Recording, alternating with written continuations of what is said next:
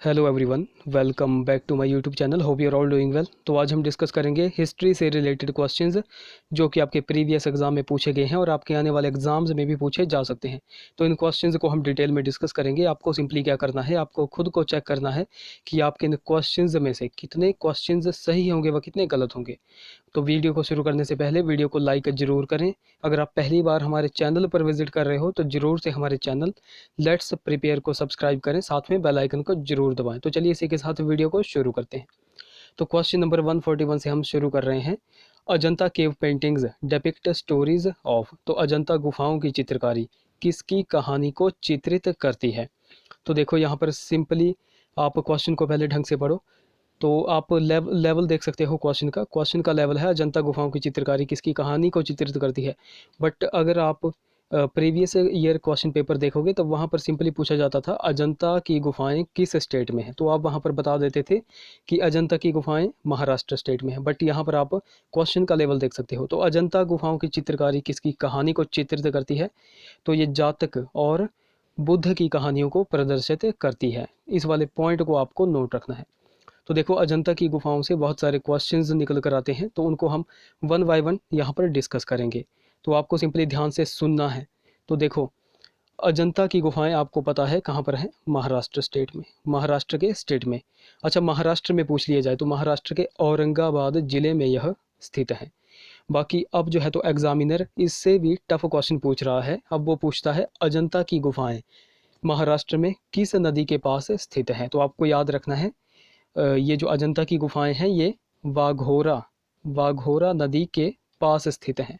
वाघोरा नदी के पास स्थित हैं।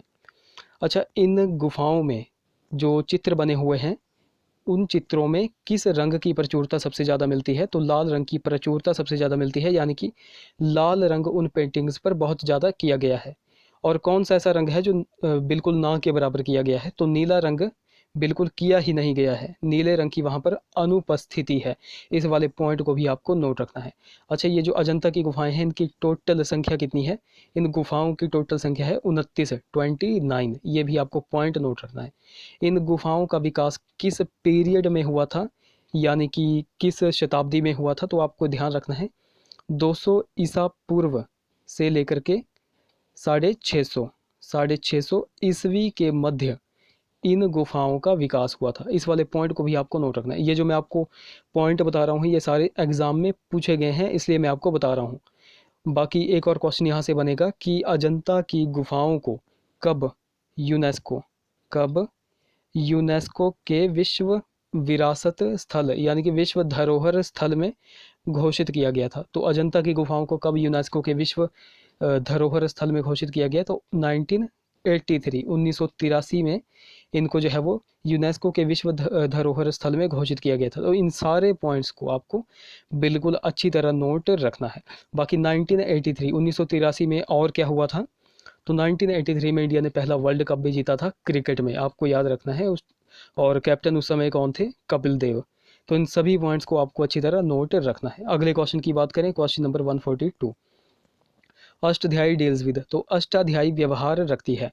तो यहाँ पर भी आप इस क्वेश्चन का लेवल देख सकते हो। पहले पूछा जाता था कि अष्टाध्यायी किसने लिखी है, तो आप सिंपली बता देते थे कि अष्टाध्यायी पुस्तक किसने लिखी है। तो अष्टाध्यायी पुस्तक पाणिनि ने लिखी है, पाणिनि ने लिखी है। बट अब यहाँ पर पूछा गया है कि अष्टाध्यायी व्यवहार रखती है, यानी कि अष्टाध्यायी पुस्तक क्या है। मतलब यह कविता है या दर्शन शास्त्र से संबंधित है या ये व्याकरण से संबंधित है या फिर औषधि से संबंधित है। तो अष्टाध्यायी जो है तो संस्कृत के व्याकरण से संबंधित एक पुस्तक है। तो इस वाले पॉइंट को बिल्कुल अच्छी तरह आपने नोट रखना है। यह संस्कृत व्याकरण से संबंधित है। इसको लिखा किसने था, पाणिनि ने लिखा था।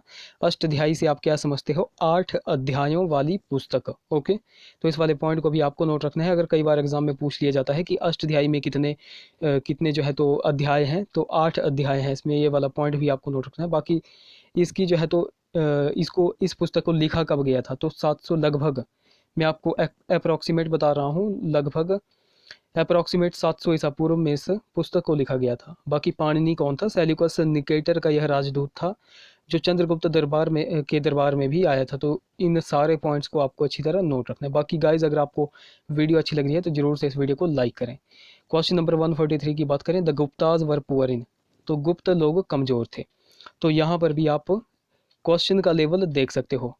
पहले आपसे सिंपली पूछा जाता था कि गुप्त वंश का संस्थापक कौन है, बट यहाँ पर आप देख सकते हो गुप्त वंश कमज़ोर थे। तो कमज़ोर किस में थे, तो यहाँ पर ऑप्शंस आप पहले पढ़ लो। तो इस क्वेश्चन का राइट ऑप्शन हो जाएगा ऑप्शन नंबर डी, आर्किटेक्चर, यानी कि वास्तुशिल्प में यह कमज़ोर थे। ओके, ऑप्शन डी यहाँ पर करेक्ट हो जाएगा।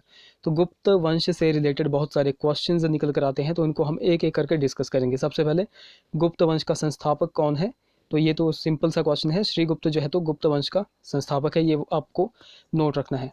अच्छा, सर्वाधिक सोने के सिक्के किन राजाओं ने शुरू किए थे, तो सर्वाधिक सोने के सिक्के गुप्त राजाओं ने ही चलाए थे। ओके, और उन सोने के सिक्कों को क्या कहा जाता था, दिनार, उनको दिनार कहा जाता था। ये वाला क्वेश्चन एग्जाम में बना हुआ है, दिनार सोने के सिक्कों को कहा जाता था गुप्त काल के समय। ओके, अच्छा, जो चांदी के सिक्के थे गुप्त काल में, गुप्त काल के समय चांदी के सिक्कों को क्या कहा जाता था, तो गुप्त काल में चांदी के सिक्कों को रुपया का कहा जाता था। इस वाले पॉइंट को भी आपको नोट रखना है। उस समय चांदी के सिक्कों को रुपया का, और ये जो गोल्ड यानी कि सोने के सिक्के थे इनको दिनार कहा जाता था। ओके, बाकी गुप्त काल में सर्वाधिक महत्वपूर्ण व्यापारिक केंद्र क्या था, उज्जैन। उज्जैन से बहुत सारा व्यापार किया जाता था। ओके, बाकी गुप्त राजाओं की शासकीय भाषा अक्सर पूछी जाती है। हाँ, शासकीय भाषा भी अक्सर पूछी जाती है एग्जाम में, तो आपको याद रखना है संस्कृत है। संस्कृत उनकी शासकीय भाषा थी, कौन सी थी, संस्कृत। बाकी इन्हीं के समय, गुप्त काल के समय ही जो पंचतंत्र की रचना की गई थी, पंचतंत्र को जो रचा था विष्णु शर्मा ने, ये वाला पॉइंट भी आपको नोट रखना है। तो इन सारे पॉइंट्स को आपको अच्छी तरह नोट रखना है। अगले क्वेश्चन की बात करें, क्वेश्चन नंबर हमारा 144 है, who founded the Pal empire, तो पाल साम्राज्य की स्थापना किसने की थी। तो ये वाला क्वेश्चन बहुत ज़्यादा इजी है, आपको याद रखना है, पाल साम्राज्य की स्थापना किसने की थी, तो ये की थी गोपाल ने। ऑप्शन ए यहाँ पर करेक्ट हो जाए। गोपाल ने जो है तो 750 ईस्वी में ये स्थापना की थी। राजधानी इसने मुंगेर को बनाया था। अक्सर ये एग्ज़ाम में पूछी जाती है कि पाल राजाओं की राजधानी क्या थी, तो आपको याद रखना है मुंगेर इनकी राजधानी थी। बाकी ये जो सारे पाल साम्राज्य के ये जो सारे के सारे राजा थे, टोटली जो राजा थे वह सिर्फ बौद्ध धर्म को मानते थे। तो ये वाला क्वेश्चन भी बहुत बार एग्जाम में बना है कि पाल साम्राज्य के राजा किस धर्म को मानते थे, तो बौद्ध धर्म को यह मानते थे। इस वाले पॉइंट को आपको नोट रखना। बाकी ये जो पाल साम्राज्य है इसके कुछ इम्पोर्टेंट जो है तो ये राजा हुए, जैसे गोपाल हुआ, धर्मपाल भी हुआ एक, और उसके बाद देवपाल था।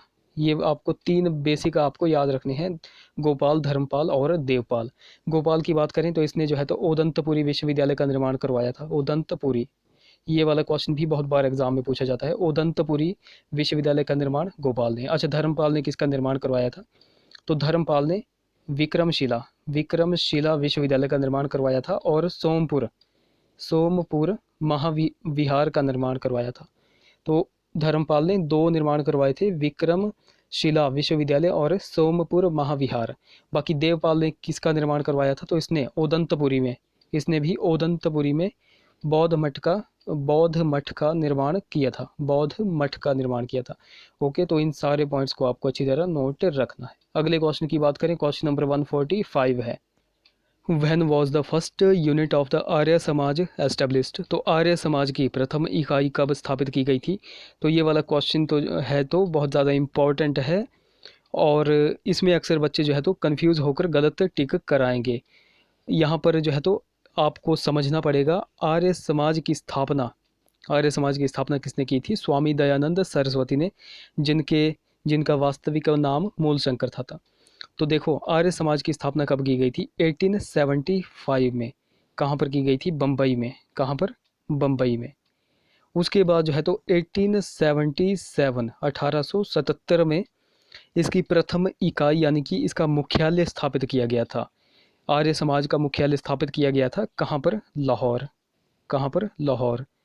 तो यहाँ पर आप देख सकते हो आर्य समाज की प्रथम इकाई कब स्थापित की गई। तो यहाँ पर आपसे ऐसा नहीं पूछा गया है कि आर्य समाज की स्थापना कब हुई थी, यहाँ पर पूछा गया है प्रथम इकाई कब स्थापित की गई थी। तो 1877, ऑप्शन बी करेक्ट हो जाएगा। 1877 में जो है वो प्रथम इकाई यानी कि इसका मुख्यालय बनाया गया था लाहौर को। ओके, तो इस वाले पॉइंट को आपको नोट रखना है। बाकी आर्य समाज की स्थापना किसने की थी, ये मैंने आपको अभी बताया, ये की थी स्वामी दयानंद सरस्वती ने। दयानंद सरस्वती ने जो है वो स्थापना की थी। अच्छा, इनसे बहुत सारे क्वेश्चंस निकल कर आते हैं, तो मैं आपको सिंपली बताता चलूँगा, आपको ध्यान रखना है। तो भारत का मार्टिन मार्टिन लूथर किसे कहा जाता है, तो भारत का मार्टिन लूथर किंग किसे कहा जाता है, दयानंद सरस्वती को। अच्छा, गौ रक्षा समिति, गौ रक्षा समिति की स्थापना किसने की थी, समिति जो है वो गठित किसने की थी, गौ रक्षा। तो गौ रक्षा समिति का गठन किया था स्वामी दयानंद सरस्वती ने ही। कब किया था, 1882 में, 1882 में। अच्छा, इन्होंने एक पुस्तक भी लिखी थी जो बहुत फेमस है, सत्यार्थ प्रकाश। सत्यार्थ प्रकाश इनकी एक बहुत फेमस पुस्तक है। तो ये किसने लिखी थी, दयानंद सरस्वती ने। ये वाला पॉइंट भी आपको नोट रखना है। और कब लिखी थी, 1874 में, 1874 में इन्होंने ये लिखी थी। अच्छा, ये नारा किसने दिया था, वेदों की ओर लौटो, वेदों की ओर लौटो। तो वेदों की ओर लौटो का नारा भी दयानंद सरस्वती ने ही दिया था, दयानंद सरस्वती ने। बाकी भारत भारतीयों के लिए है, भारत भारतीयों के लिए है, ये किसने कहा था, तो ये भी स्वामी दयानंद सरस्वती ने ही कहा था। और इन्होंने ही यानी कि दयानंद सरस्वती ने ही सबसे पहले हिंदी को राष्ट्रभाषा स्वीकारा था। तो इन सारे पॉइंट्स को आपको अच्छी तरह नोट रखना है। अगले क्वेश्चन की बात करें, क्वेश्चन नंबर 146 है। In 1684 the British East India company set up a printing press in. तो वर्ष 1684 में ब्रिटिश ईस्ट इंडिया कंपनी ने एक प्रिंटिंग प्रेस लगाया था। कहाँ पर लगाया था, तो ये बॉम्बे में इन्होंने लगाया था। ऑप्शन सी यहाँ पर करेक्ट हो जाएगा। अगले क्वेश्चन की बात करें, question number 147, which of the following was raised to knighthood by Lord Curzon in 1905। तो वर्ष 1905 में लॉर्ड कर्जन के द्वारा निम्न में से किसे सामंत या नाइटहुड की उपाधि के लिए प्रस्तुत किया गया था। तो ये किन को प्रस्तुत किया गया था 1905 में, तो ये किया गया था फिरोज शाह मेहता को। ऑप्शन बी करेक्ट हो जाएगा, फिरोज शाह मेहता। ये वाला पॉइंट आपको नोट रखना है, इंपॉर्टेंट क्वेश्चन है। अगले क्वेश्चन की बात करें, question number 148, who led the no tax campaign in 1928। तो वर्ष 1928 में किसने कर नहीं का अभियान चलाया था। तो कर नहीं का अभियान किसने चलाया था, तो ये चलाया था सरदार वल्लभ भाई पटेल ने। ऑप्शन सी यहाँ पर करेक्ट हो जाएगा। अच्छा, इससे रिलेटेड हम क्वेश्चंस को डिस्कस कर लेते हैं। कर नहीं आंदोलन जो 1928 में चलाया गया था, तो देखो कर नहीं अभियान किस आंदोलन में चलाया गया, सबसे पहले तो यही क्वेश्चन बन जाएगा।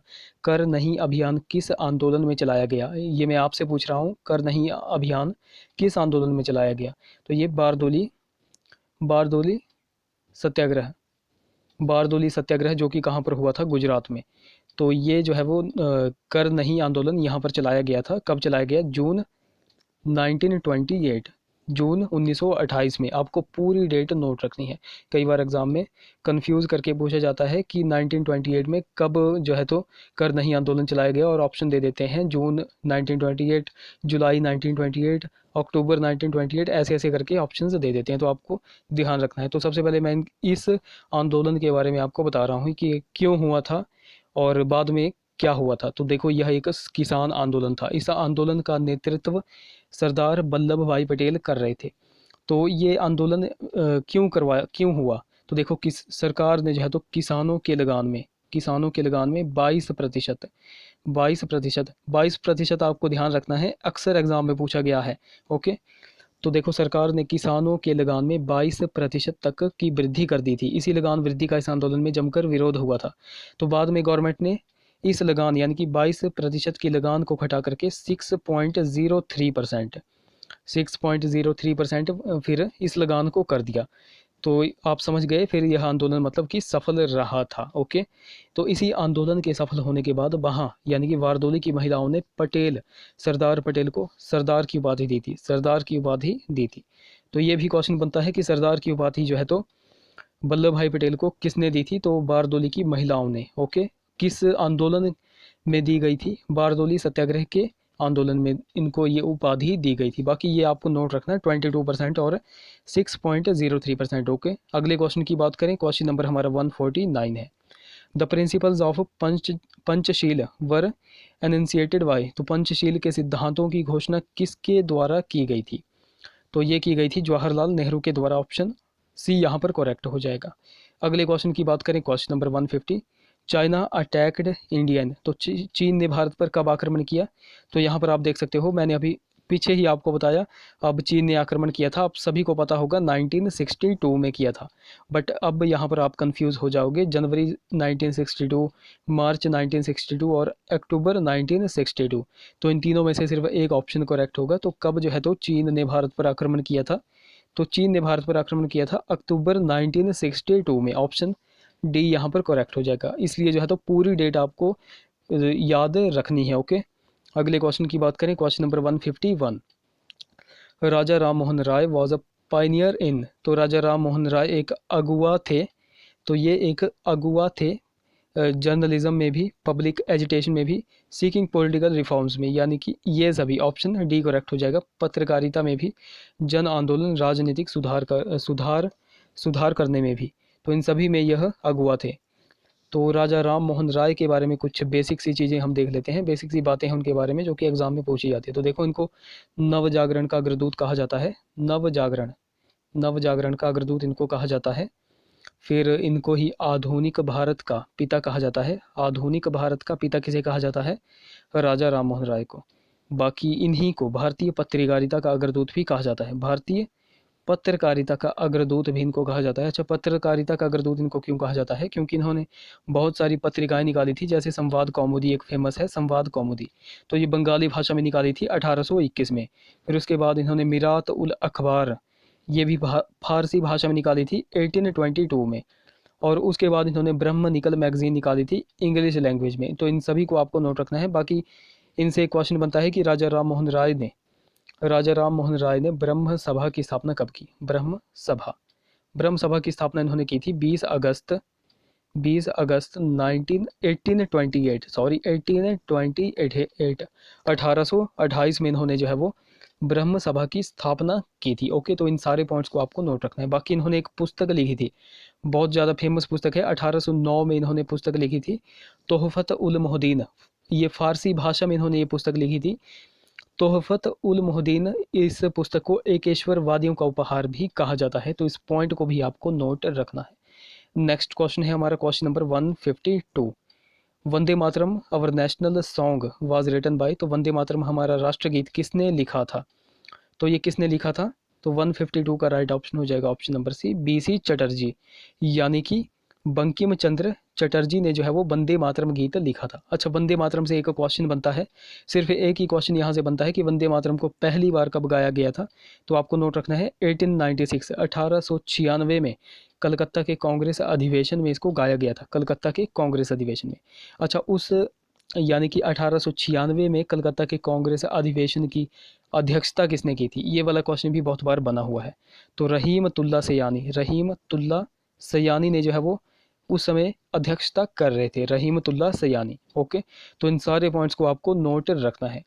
बाकी इतने ही क्वेश्चन डिस्कस करते हैं, अगर आगे डिस्कस करेंगे तो वीडियो बहुत ज़्यादा लंबी हो जाएगी। आई होप वीडियो आपको इन्फॉर्मेटिव लगी होगी। अगर वीडियो अच्छी लगी होगी तो ज़रूर से इस वीडियो को लाइक करें, शेयर करें, चैनल को सब्सक्राइब करें, साथ में बेल आइकन को जरूर दबाएं। तो चलिए इसी के साथ वीडियो का एंड करते हैं, मिलेंगे अगली वीडियो में। Till then take care.